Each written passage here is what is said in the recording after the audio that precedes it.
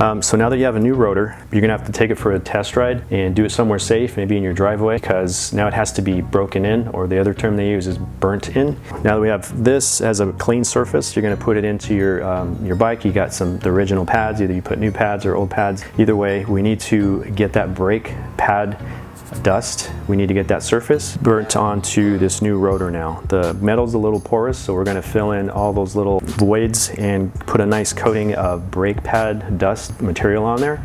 And when you do that, you're actually making it tacky. You're making the rotor tacky, and then you have the brakes, and then it's just the power is going to increase. So in the beginning, power is going to be somewhat weak. I don't know, it could be 50, 60, 70% of your power, but over time, you just ride it, brake, and then your power will start to increase. And try to not skid. You don't want to ride fast and then slam on the brakes and make it skid. You don't want to lock up. You don't want to have that brake pad just stop in one spot, because it's going to cause too much pad material to get on that section of the rotor, and it could permanently stay there, you know, kind of having like a hot spot or an extra tacky section. So when you go and ride and you gently get on the brake, hit that brake lever real gently, the pad's going to find that one section that has an extra amount of brake pad on there, and it might just kind of it'll kind of want to stop you, or you'll feel this little pulsing. You might feel that in your cars too. So try and restrain from skidding when you're braking this in here. So definitely do that before you go out on a ride, or you know, you're gonna ride something with a long descend.